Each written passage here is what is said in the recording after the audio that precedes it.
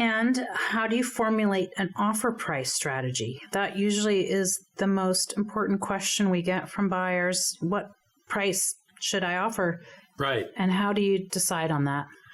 Right. And so one of the best ways I can give you some data points to consider would be to ask your realtor to do some research.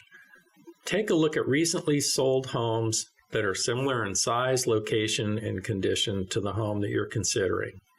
You're going to look to discover what the current list to sold price ratio is. What does that mean?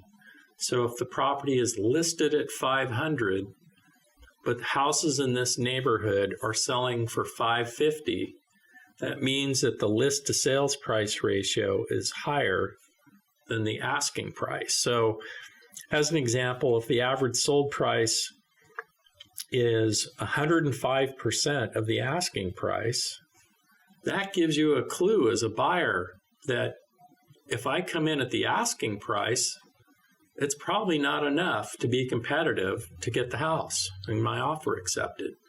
So you could come in at 5% above. You could come in at 7%. So the idea here is that if you discover what the average list to sales price ratio is, and if you're in a seller's market, you're going to set your offer price at the high end of the range for the list to sales price ratio and maybe even come in above the average number, because average doesn't get it done when the market is hot. You have to be above average in all ways.